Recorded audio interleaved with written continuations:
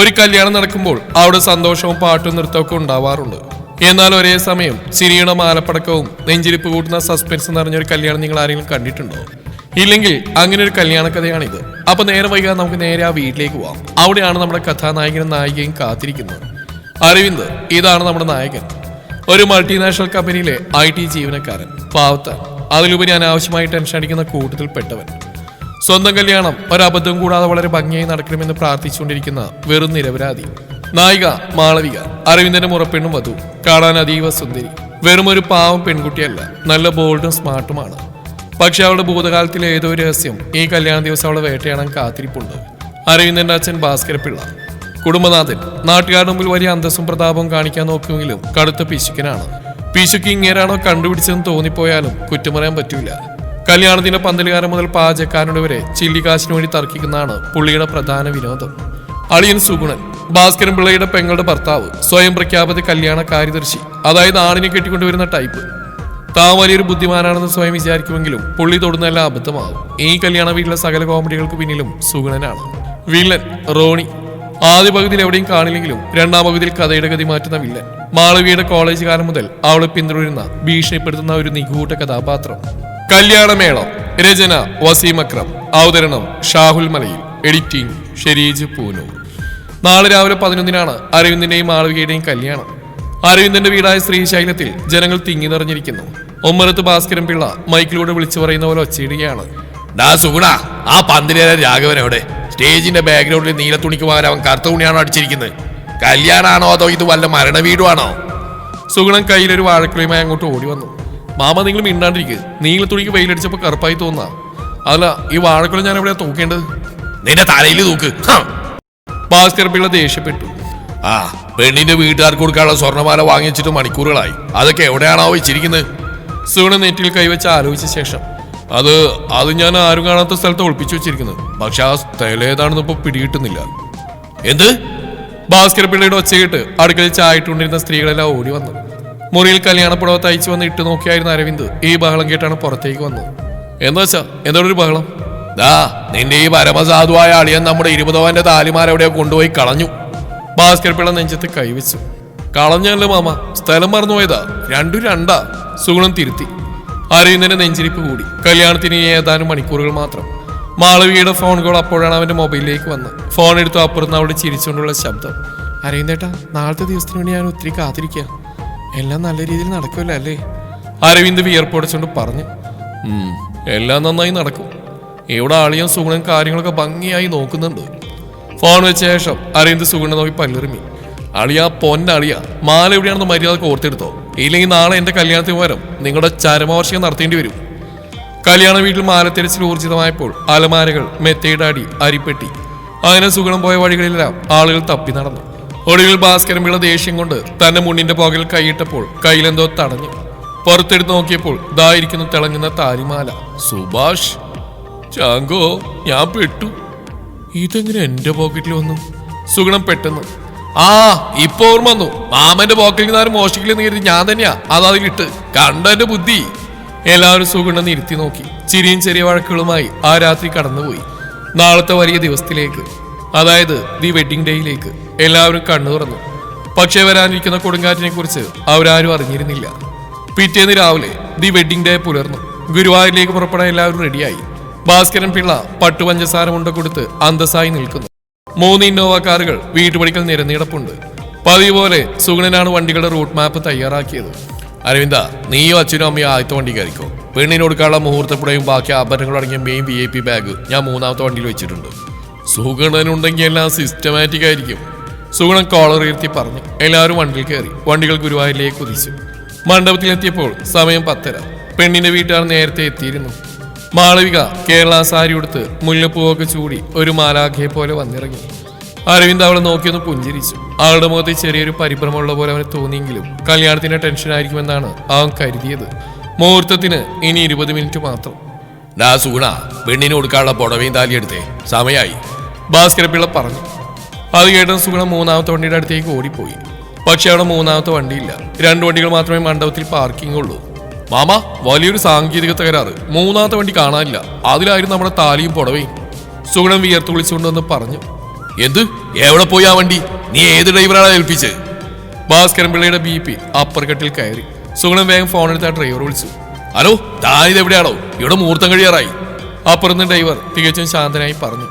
സാറേ, നിങ്ങളുടെ വണ്ടിയിലുണ്ടായിരുന്ന ആ വല്യമ്മാവൻ പറഞ്ഞ വിലാസത്തിൽ ഞാൻ എത്തി. ഇവിടെ കല്യാണം കഴിഞ്ഞു, സദ്യ കഴിക്കാം, പായസം സൂപ്പർ. അന്വേഷിച്ചപ്പോഴാണ് കാര്യം മനസ്സിലായത്.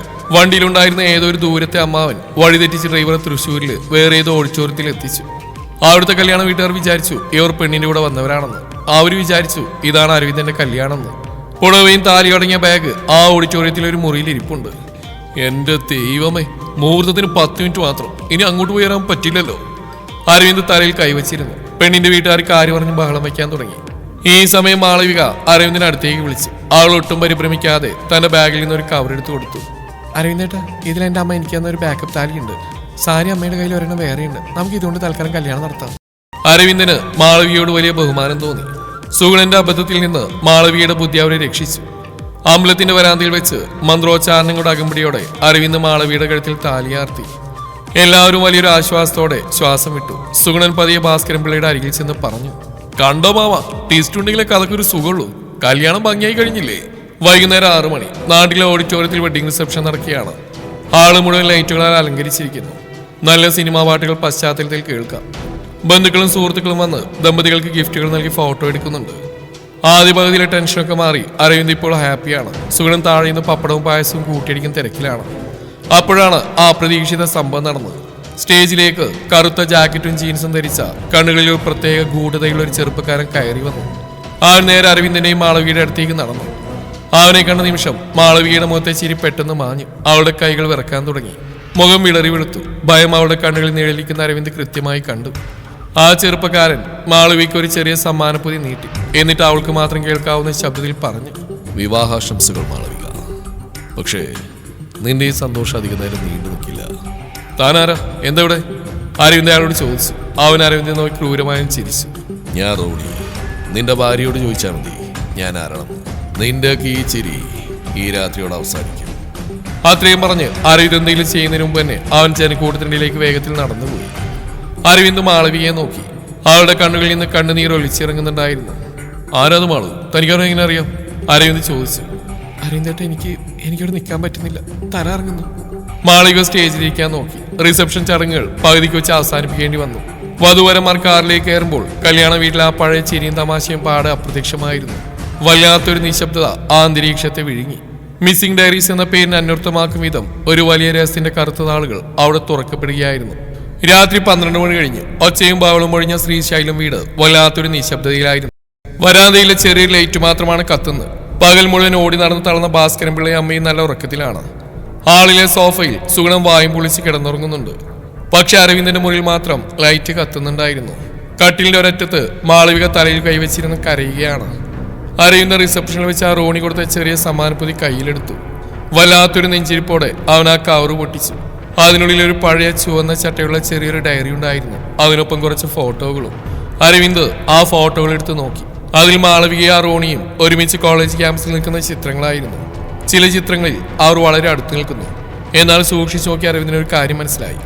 ആ ഫോട്ടോകളിൽ മാളവിയുടെ മുഖത്ത് ഒട്ടും സന്തോഷമില്ല, ഭയമാണ്. അവൻ ആ ഡയറിയുടെ താളുകൾ മറിച്ചു. അതിൽ റോണിയുടെ കൈപ്പടയിൽ എഴുതിയിട്ടുണ്ടായിരുന്നു. മാളവിക, നീ എന്നെ അവഗണിച്ച് വേറൊരുത്തൻ്റെ കൂടെ ജീവിക്കാൻ പോവുകയാണല്ലേ. നിന്റെ കല്യാണ ദിവസം രാത്രി ഞാൻ വരും. എൻ്റെ കയ്യിൽ നിന്റെ ഈ ഡയറിയിലും ഇതിലും മോശമായ പല ചിത്രങ്ങളുമുണ്ട്. പുലർച്ചെ 5 മണിക്ക് മുമ്പ് എനിക്ക് 50 ലക്ഷം രൂപ തരണം. ഇല്ലെങ്കിൽ ഈ ഡയറിയുടെ പേജുകൾ ഞാൻ സോഷ്യൽ മീഡിയയിൽ ലൈവായി വന്ന് വായിക്കും. നിന്റെ ഭർത്താവിൻ്റെയും കുടുംബത്തിൻ്റെയും അന്തസ്സ് ഞാൻ തകർക്കും. ഞാൻ നിന്റെ വീടിൻ്റെ പുറത്ത് തന്നെയുണ്ട്.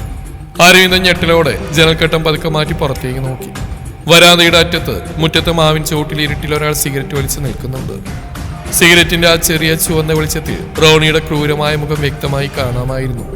അരവിന്ദ് മാളവിയുടെ അരികിലേക്ക് ചെന്നു. ആൾ അവന്റെ കൈകൾ പിടിച്ച് വിതുമ്പി. അരവിന്ദേട്ടാ, ഞാൻ ഒളിച്ചോടിയതല്ല. കോളേജ് പഠിക്കുമ്പോൾ ഈ റോണി എന്നെ ഒരുപാട് ശല്യം ചെയ്തിരുന്ന സൈക്കോ ടൈപ്പായിരുന്നു അവൻ. ഞാൻ വഴങ്ങാതെ വന്നപ്പോൾ എൻ്റെ പേരിൽ വ്യാജ ഡയറി കുറിപ്പുകളും ചില മോർഫ് ചെയ്ത ഫോട്ടോകൾ അവൻ ഉണ്ടാക്കി. അത് കാട്ടി ഇപ്പം ഭീഷണിപ്പെടുത്തുന്നു. ഈ കല്യാണം മുടങ്ങുന്ന പേടിച്ചിട്ടാ ഞാൻ ആരോടും പറയാതിരുന്നു. എന്നെ വിശ്വസിക്കണം അരവിന്ദേട്ടാ.